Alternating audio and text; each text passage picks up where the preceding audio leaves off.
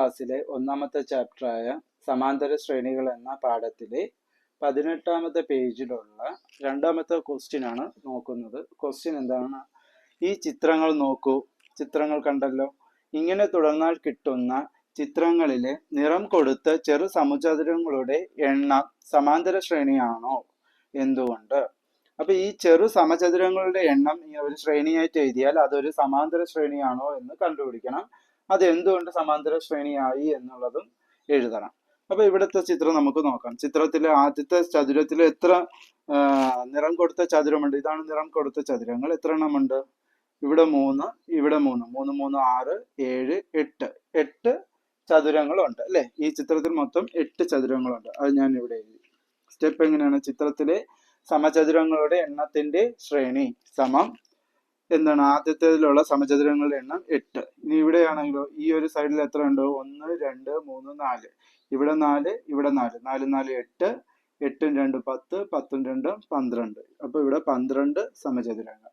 ഇവിടെയാണെങ്കിലോ 1, 2, 3, 4, 5. ഇപ്പുറത്തെ സൈഡിൽ എത്രയാണ്? 5, 5, 5, 10, 10, 3, 13, 13, 3, 16. 16 സമചതുരങ്ങളുണ്ട്. അപ്പൊ ഇതാണ് നമ്മുടെ ശ്രേണി. ഈ ശ്രേണി ഒരു സമാന്തര ശ്രേണിയാണോ എന്ന് നമുക്ക് തിരിച്ചറിയണം. അതിനായിട്ട് നമുക്ക് എന്ത് എഴുതാം? ആദ്യ പദങ്ങളെല്ലാം എടുത്തെഴുതാം അല്ലെ? ഇത് ഒന്നാം പദം. ഒന്നാം പദം എങ്ങനെയാണ് ഡിനോട്ട് ചെയ്യണത്? x1. x1 എത്രയാണ്? 8. രണ്ടാം പദത്തിന് എങ്ങനെയാണ് എഴുതുന്നത്? x2 എത്രയാണ്? 12. മൂന്നാം പദം x3 എത്രയാണ്? 16. ഇനി ഇതിന്റെ പൊതുവ്യത്യാസം നമുക്ക് നോക്കാം.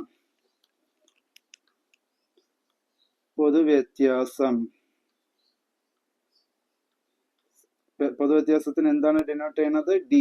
ഡി സമം എന്താണ്? രണ്ടാം പദം മൈനസ് ഒന്നാം പദം അല്ലെ? രണ്ടാം പദം എന്താണ്? x2 മൈനസ് x1 സമം x2 എത്ര? 12 മൈനസ് 8 എത്രയാണ്? 12ൽ നിന്ന് 8 പോയാൽ ബാക്കി എത്രയാണ്? 4. ഇനി അടുത്തത് കൂടെ ചെക്ക് ചെയ്യാം. മൂന്നാമത്തെ പദത്തിൽ നിന്ന് ഈ രണ്ടാമത്തെ പദം നമുക്ക് കുറച്ച് നോക്കാം. മൂന്നാം പദം എന്താണ്? x3. x3 മൈനസ് രണ്ടാം പദം x2 സമം x3 x2 കുറയ്ക്കണം. 16ൽ നിന്ന് 12 കുറയ്ക്കണം. 16ൽ നിന്ന് 12 പോയ ബാക്കി എത്രയാണ്? 4. അപ്പൊ ഇവിടെ നോക്കിയാണ് പൊതുവ്യത്യാസം തുല്യമാണ് അല്ലെ? രണ്ടിടത്തുമുള്ള പൊതുവ്യത്യാസം തുല്യമാണ്. ഒരു ശ്രേണിയുടെ എല്ലാ പൊതുവ്യത്യാസവും തുല്യമാണെങ്കിൽ, ആ ശ്രേണികൾക്കിടയ്ക്കുള്ള വ്യത്യാസങ്ങൾ അതൊരു പൊതുവ്യത്യാസമാണെങ്കിൽ, അത് തുല്യമാണെങ്കിൽ അതൊരു സമാന്തര ശ്രേണിയായിരിക്കും. അപ്പൊ ഈ ചിത്രം എന്താണ്? ഒരു സമാന്തര ശ്രേണിയാണ്. ഈ ചിത്രത്തിൽ കാണുന്ന നിറം കൊടുത്ത ചതുരങ്ങളുടെ എണ്ണം ഒരു സമാന്തര ശ്രേണിയാണ്. അപ്പൊ അത് എന്തുകൊണ്ടെന്ന് ചോദിച്ചിട്ടുണ്ട്. അത് നമുക്ക് എഴുതാം. ഈ ശ്രേണിയുടെ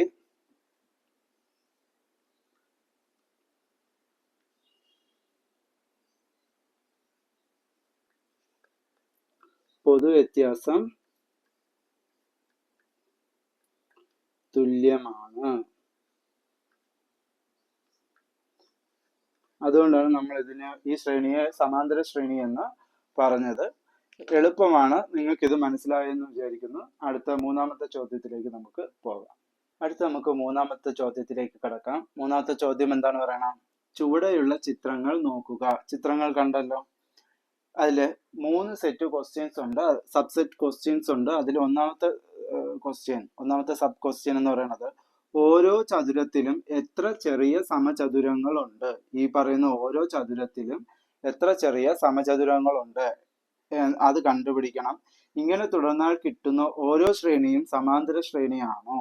ഇങ്ങനെ നമ്മൾ എഴുതുന്ന ആ ചെറിയ സമചതുരങ്ങളുടെ ശ്രേണി ഒരു സമാന്തര ശ്രേണിയാണോ എന്നാണ് ചോദ്യം. അപ്പൊ നമുക്ക് അതിന്റെ സ്റ്റെപ്പ് എഴുതാം. സ്റ്റെപ്പ് എന്താണ്? ചിത്രത്തിലെ ചെറിയ സമചതുരത്തിന്റെ എണ്ണത്തിന്റെ ശ്രേണി സമം. അപ്പൊ ചെറിയ സമചതുരത്തിന്റെ എണ്ണം ആദ്യം നമുക്ക് എഴുതണം. ഇതിൽ എത്ര ചെറിയ സമചതുരം ഉണ്ട്? 2 അല്ലെ? 1, 2. 2 ചെറിയ സമചതുരം ഉണ്ട്. ആദ്യത്തെ ചിത്രത്തിൽ 2 ചെറിയ സമചതുരം ഉണ്ട്. ഇതിലാണെങ്കിലോ 1, 2, 3, 4. 4 ചെറിയ സമചതുരം ഉണ്ട്.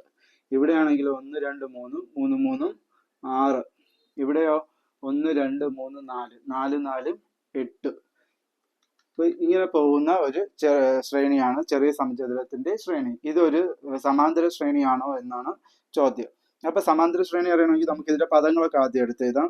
x1 ആണ് ഒന്നാം പദം. ഒന്നാം പദം എത്രയാണ്? 2. x2 ആണ് രണ്ടാം പദം. അത് എത്രയാണ്? 4. x3 ആണ് മൂന്നാം പദം. എത്രയാണ് 6, x4 ആണ് നാലാം പദം, അത് എത്രയാണ് 8. ഇങ്ങനെ പദങ്ങളുണ്ടെങ്കിൽ എല്ലാ പദത്തിന്റെ വ്യത്യാസം നോക്കണത് നല്ലതായിരിക്കും. കാരണം ഏതെങ്കിലും ഒരു പദം ഇതില് വ്യത്യാസം വേറെ ആണെങ്കിൽ അതൊരു സമാന്തര ശ്രേണി അല്ല. അതുകൊണ്ട് എല്ലാ പദങ്ങളുടെയും വ്യത്യാസം തന്നിട്ടുള്ള ശ്രേണികൾ എല്ലാത്തിന്റെയും പദങ്ങളുടെ വ്യത്യാസം നോക്കുന്നത് നല്ലതായിരിക്കും. ആദ്യം നമുക്ക് ഇവർക്കിടയിലുള്ള വ്യത്യാസം, പൊതുവ്യത്യാസം നോക്കാം.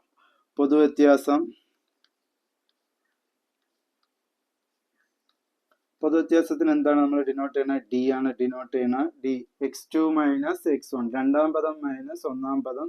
രണ്ടാം പദം എത്രയാണ്? 4 മൈനസ് ഒന്നാം പദം എത്രയാണ്? 2 സമം 2. അടുത്തത് മൂന്നാം പദത്തിൽ നിന്ന് രണ്ടാം പദം കുറച്ച് നോക്കാം. x3 മൈനസ് x2 അല്ലേ? അടുത്തത് മൂന്നാം പദത്തിൽ നിന്ന് രണ്ടാം പദം കുറയ്ക്കുക. x3 minus x2. x3 എത്രയാണ്? 6 മൈനസ് x2 എത്രയാണ്? 4. 6ൽ നിന്ന് 4 പോയാൽ എത്രയാണ്? 2 തന്നെയാണ്. അടുത്ത എന്താണ്? നാലാം പദത്തിൽ നിന്ന് മൂന്നാം പദം കുറയ്ക്കുക. അപ്പൊ x4 മൈനസ് x3 സമം x4 എത്ര? 8 മൈനസ് x3 എത്ര? 6 സമം 8ൽ നിന്ന് 6 പോയാൽ 2. അപ്പം ഇവിടെ എല്ലാം കിട്ടിയ വ്യത്യാസം, ഇവിടെ 2 2 2 എല്ലായിടത്തും നമുക്ക് കിട്ടിയത് പൊതുവ്യത്യാസം തുല്യമാണ് അല്ലെ? പൊതുവ്യത്യാസം തുല്യമാണെങ്കിൽ എന്താണ്? ഇതൊരു സമാന്തര ശ്രേണിയാണ്. ഇങ്ങനെ തുടർന്നാൽ കിട്ടുന്ന ഓരോ ശ്രേണിയുടെ സമാന്തര ശ്രേണിയാണോ എന്ന് ആണ് ചോദ്യം. അപ്പൊ ഇതൊരു സമാന്തര ശ്രേണിയാണ്.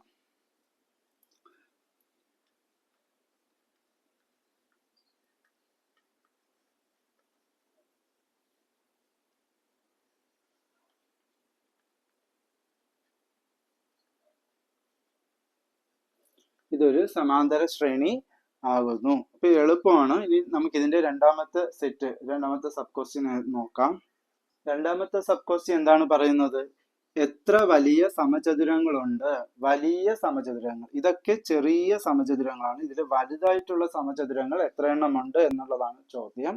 അപ്പൊ നമുക്ക് സ്റ്റെപ്പ് എഴുതാം. ചിത്രത്തിലെ വലിയ സമചതുരത്തിന്റെ എണ്ണത്തിന്റെ ശ്രേണി സമം എങ്ങനെ എഴുതാം?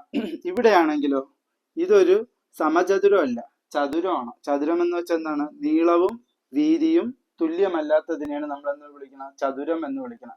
സമചതുരം എന്ന് വെച്ചാൽ എന്താണ്? എല്ലാ വശങ്ങളും തുല്യമായിട്ടുള്ള. ഇപ്പൊ ഇതിന്റെ ഈ ഒരു വലിയ ചതുരത്തിന്റെ എല്ലാ വശങ്ങളും തുല്യമല്ല. അതുകൊണ്ട് ഇവിടെ ഒരു സമചതുരം ഇല്ല, വലിയ സമചതുരം ഇല്ല. നമ്മളോട് പറഞ്ഞിരിക്കുന്നത് വലിയ സമചതുരങ്ങളുടെ ശ്രേണിയാണ് എഴുതാൻ പറഞ്ഞിരിക്കുന്നത്. അപ്പോൾ ആദ്യത്തെ ചിത്രത്തിൽ ചെറിയ സമചതുരങ്ങളെ ഉള്ളൂ, 2 എണ്ണം ഉണ്ട്. പക്ഷെ വലിയ സമചതുരം ഇല്ല. അതുകൊണ്ട് അവിടെയുള്ള സമചതുരത്തിന്റെ എണ്ണം എന്ന് പറയുന്നത് 0 ആയിരിക്കും. കാരണം അവിടെ വലിയ സമചതുരം ഇല്ല. ഇനി ഇവിടെയാണെങ്കിലോ ഇതിന് നീളവും വീതിയും തുല്യമാണ്. ഇതൊരു വലിയ സമചതുരമാണ്. അപ്പൊ ഈ ഒരു ചിത്രത്തിൽ എത്ര വലിയ സമചതുരം ഉണ്ട്? ഒരെണ്ണമേ ഉള്ളൂ. അതുകൊണ്ട് 1. ഇനി ഈ ചിത്രത്തിലോ ഇത് വന്നിട്ട് ഒരു ചതുരമാണ് അല്ലെ? നീളവും വീതിയും തുല്യമല്ല, വ്യത്യസ്തമാണ്. അതുകൊണ്ട് ഇതൊരു ചതുരമാണ്. സമചതുരമായിട്ട് എടുക്കുകയാണെങ്കിലോ ഇതൊരു സമചതുരമാണ്. നിങ്ങളുടെ പാഠപുസ്തകത്തിലെ ചിത്രത്തിൽ നോക്കിയാൽ മതി. ഇതൊരു സമചതുരമാണ്. അപ്പൊ ഒരെണ്ണം കിട്ടി. പിന്നെയോ ഇത് ഇങ്ങനെ നോക്കിയാൽ ഇതൊരു സമചതുരമാണ്. അപ്പൊ വീണ്ടും ഒരെണ്ണം കിട്ടി. അപ്പൊ ഇതൊരെണ്ണം ഒരു സമചതുരം, ഇപ്പുറത്തുനിന്ന് വന്നാൽ ഇവിടെ നിന്ന് ഒരെണ്ണം ഒരു സമചതുരം. അങ്ങനെ 2 സമചതുരം ഉണ്ട്. അപ്പൊ ഈ ചിത്രത്തിലെ വലിയ സമചതുരത്തിന്റെ എണ്ണം 2 ആണ്. ഓക്കെ. ഇനി ഇവിടെയോ ഇത് വന്നിട്ട് ഒരു ചതുരമാണ്. ഇതിന്റെ നീളവും വീതിയും തുല്യമല്ല. അതുകൊണ്ട് ഇതൊരു ചതുരമാണ്, സമചതുരമല്ല. എന്നാൽ ഇതിന്റെ അകത്ത് വലിയ സമചതുരമുണ്ട്. ഇത് തൊട്ട് ഇതുവരെ എടുത്താൽ അതൊരു സമചതുരമാണ്, വലിയ സമചതുരമാണ്. അപ്പൊ ഒരെണ്ണം കിട്ടി. പ്ലസ് ഇവിടെ നോക്കിയാണ് ഇത് തൊട്ട് ഇതുവരെ എടുത്താൽ അതൊരു സമചതുരമാണ്. അപ്പൊ ഒരെണ്ണം കിട്ടി. ഇനി ഇത് കണ്ടോ, ഇവിടെ നിന്നും ഇതുവരെ ഉള്ളത് എടുത്താൽ അതും ഒരു വലിയ സമചതുരമാണ്. അങ്ങനെ 3 വലിയ സമചതുരങ്ങളാണ് ഈ ചിത്രത്തിലുള്ള. 1, ഇവിടെ നിന്ന് നോക്കിയാൽ വീണ്ടും ഒരെണ്ണം, 2 ആയി. ഇവിടെ നിന്ന് ഇങ്ങനെ നോക്കിയാൽ വീണ്ടും ഒരെണ്ണം, അങ്ങനെ 3 ആയി. അങ്ങനെ 3 സമചതുരങ്ങൾ ആണ് ഈ ചിത്രത്തിലുള്ളത്. അപ്പൊ ഇവിടുത്തെ സമചതുരങ്ങളുടെ എണ്ണം 3, അങ്ങനെ പോകും. അപ്പം വലിയ സമചതുരത്തിന്റെ ശ്രേണി നമ്മൾ എഴുതിയായിരുന്നു. ഇനി ഇതൊരു സമാന്തര ശ്രേണിയാണോ എന്ന് നോക്കണം. അതിൽ ഒന്നാം പദം എന്ന് പറയുന്നത് 0 ആണ്. ഒന്നാം പദത്തിന് നമ്മൾ x1 എന്നാണ് കൊടുക്കുന്നത്. രണ്ടാം പദം 1 ആണ്. x2 എന്നാണ് രണ്ടാം പദത്തിന് കൊടുക്കുന്നത്. മൂന്നാമത്തെ പദം 2, അപ്പൊ അത് x3. നാലാമത്തെ പദം x4, അത് 3 ആണ്. ഇനി നമുക്ക് പൊതുവ്യത്യാസം കാണാം. പൊതുവ്യത്യാസം d സമം രണ്ടാം പദത്തിൽ നിന്നും ഒന്നാം പദം കുറയ്ക്കുക. രണ്ടാം പദം x2 മൈനസ് x1 സമം x2 ആരാണ് 1 മൈനസ് x1 ആരാണ് 0. 1 നിന്ന് 0 കുറച്ചാൽ 1 ആണ് ആൻസർ. അടുത്തത് x3 minus x2, x3 minus x2, അതായത് മൂന്നാം പദം മൈനസ് രണ്ടാം പദം, അപ്പൊ 2 മൈനസ് 1 സമം 1, അതും കിട്ടി. ഇനി x4 മൈനസ് x3, x4 എന്ന് പറയുന്നത് എത്രയാണ് 3 മൈനസ് x3 എന്ന് പറയുന്നത് എത്രയാണ് 2 സമം 1. അപ്പൊ ഇവിടെ നോക്കിയാണ് എല്ലാത്തിന്റെയും പൊതുവ്യത്യാസം തുല്യമാണ്. ഇവിടെ 1 1 1, എല്ലാത്തിനെയും നമ്മൾ ഇതിന്റെ ഇടയ്ക്കുള്ള വ്യത്യാസങ്ങൾ നോക്കിയപ്പോൾ എല്ലാം 1 എന്ന് കിട്ടി. പൊതുവ്യത്യാസം തുല്യമാണ്. പൊതുവ്യത്യാസം തുല്യമായ നമുക്ക് എന്തെന്ന് പറയാം? ഇതൊരു സമാന്തര ശ്രേണിയാണെന്ന് പറയാം. അപ്പം വലിയ ചതുരങ്ങളുടെ ശ്രേണി എടുത്താലും അതൊരു സമാന്തര ശ്രേണിയാണ്. നമുക്കത് തെളിയിച്ചു കഴിഞ്ഞു. നമുക്ക് എഴുതാം.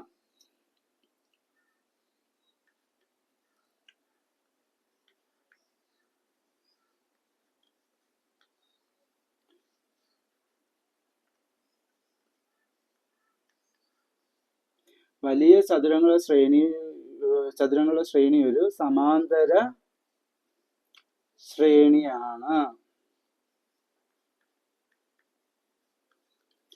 ഈ വലിയ ചതുരങ്ങളുടെ ശ്രേണിയും ഒരു സമാന്തര ശ്രേണിയാണ് എന്ന് നമ്മൾ തെളിയിച്ചു. അപ്പൊ രണ്ടാമത്തെ ചോദ്യം നിങ്ങൾക്ക് മനസ്സിലായി എങ്ങനെയാണ് കണ്ടുപിടിക്കുന്നതെന്ന്. ഇനി നമുക്ക് മൂന്നാമത്തെ സബ് ക്വസ്റ്റ്യനിലേക്ക് പോകാം. ഇനി നമുക്ക് മൂന്നാമത്തെ സബ് ക്വസ്റ്റ്യൻ നോക്കാം. ഈ ക്വസ്റ്റ്യനിലെ മൂന്നാമത്തെ ക്വസ്റ്റ്യനിലെ ഏറ്റവും ലാസ്റ്റ് സബ് ക്വസ്റ്റ്യൻ ആണ്. എന്താണ് ആ ക്വസ്റ്റ്യൻ? ആകെ എത്ര സമചതുരങ്ങളുണ്ട്? അതായത് ഇതിലും ഈ ചിത്രത്തിലെല്ലാം എത്ര സമചതുരങ്ങളുണ്ട്? അത് ചെറുതെന്നോ വലുതെന്നോ ഇവിടെ പറയുന്നില്ല. അതുകൊണ്ട് നമ്മൾ ഇതിൽ ചെറിയ സമചതുരവും കൂട്ടണം, വലിയ സമചതുരവും കൂട്ടേണ്ടി വരും. കാരണം സമചതുരങ്ങൾ എത്രയുണ്ടെന്നാണ് ചോദിച്ചിരിക്കുന്നത്. ചെറുതെന്നോ വലുതെന്നോ അവിടെ സ്പെസിഫൈ ചെയ്തിട്ടില്ല. അപ്പൊ നമുക്ക് എന്ത് എഴുതാം? സ്റ്റെപ്പ് എഴുതാം. ചിത്രത്തിലെ ആകെ സമചതുരത്തിന്റെ എണ്ണത്തിന്റെ ശ്രേണി സമം. അപ്പൊ ഇവിടെ ഈ ചിത്രത്തില് സമചതുരം എത്ര എണ്ണം ഉണ്ട്? ചെറിയ സമചതുരം എത്ര എണ്ണം ഉണ്ട്? 2 എണ്ണം ഉണ്ട് അല്ലെ? 1 2. പക്ഷെ വലിയ സമചതുരം ഇല്ല. അതുകൊണ്ട് ഇവിടെയുള്ള ആകെ സമചതുരത്തിന്റെ എണ്ണം 2 ആണ്. ഇനി ഇവിടെയാണെങ്കിലോ ചെറിയ സമചതുരം 1 2 3 4 എണ്ണം ഉണ്ട്. പോയിട്ട് ഒരു വലിയ സമചതുരം ഉണ്ട്. അപ്പൊ 4 1 5 സമചതുരങ്ങളുണ്ട്. ഇവിടെയാണെങ്കിലോ 3 3 6 ചെറിയ സമചതുരം ഉണ്ട്. വലിയ സമചതുരം 1, ഇവിടെ നിന്ന് 2. അപ്പൊ 6ഉം 2ഉം 8 സമചതുരങ്ങളാണ് ഇവിടെ ഉള്ളത്. ഇവിടെയാണെങ്കിലോ ചെറുത് എത്രയുണ്ട്? 1 2 3 4, 4 4 8 ചെറിയ സമചതുരം ഉണ്ട്. വലിയ സമചതുരം ഇതൊരു വലിയ സമചതുരമാണ്. അപ്പൊ ഒരെണ്ണം കിട്ടി.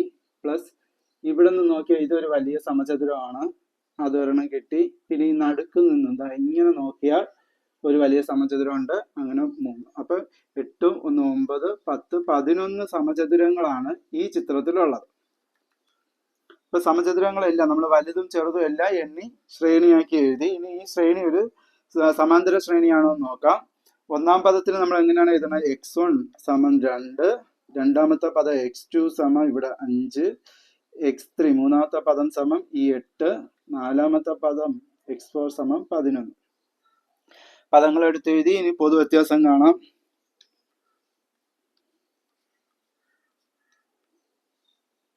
പൊതുവ്യത്യാസം d സമം രണ്ടാം പദത്തിൽ നിന്നും ഒന്നാം പദം കുറയ്ക്കണം. x2-ൽ നിന്നും x1 കുറയ്ക്കണം. x2 എന്ന് പറയുന്നത് ഈ 5 ആണ്, മൈനസ് x1 എന്ന് പറയുന്നത് ഈ 2 ആണ്, സമം 3. ഇനി x3 മൂന്നാം പദത്തിൽ നിന്ന് കുറയ്ക്കേണ്ടത് തൊട്ടുപിറകിലുള്ള പദം. അപ്പൊ അതായതാണ് രണ്ടാം പദം. x3 മൈനസ് x2, x3 എന്ന് പറയുന്നത് 8 മൈനസ് x2 എന്ന് പറയുന്നത് 5 സമം 3. ഇനി നാലാമത്തെ പദമാണ് എടുക്കണമെങ്കിൽ അതിന്റെ തൊട്ടുപിറകിലുള്ള പദം x4 ആണ് എടുക്കണമെങ്കിൽ അതിന്റെ തൊട്ടുപിറകിലുള്ള x3 സമം x4 11 മൈനസ് x3 8 സമം 11 നിന്ന് 8 പോയാൽ എത്രയാണ്? 3. അപ്പൊ ഇവിടെ നോക്കിയാണ് എല്ലാത്തിന്റെയും പൊതുവ്യത്യാസം തുല്യമാണ് അല്ലെ? 3 3 3 നമുക്ക് എല്ലാത്തിന്റെയും വ്യത്യാസങ്ങൾ തുല്യമായി കിട്ടിയതുകൊണ്ട് ഈ ശ്രേണിയും എന്താണ്? ഒരു സമാന്തര ശ്രേണിയാണ്. കാരണം എന്താണ്? പൊതുവ്യത്യാസം തുല്യമാണ്. അപ്പം ഈ ശ്രേണി ഒരു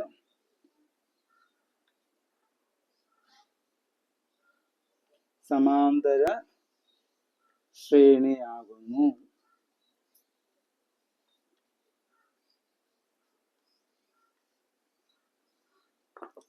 അപ്പം നമ്മൾ ഈ ഒരു ചോദ്യം, മൂന്നാമത്തെ ചോദ്യത്തിലെ 1, 2, 3 എന്ന് പറഞ്ഞ സബ് ക്വസ്റ്റ്യൻസുകളെല്ലാം ചെയ്തു.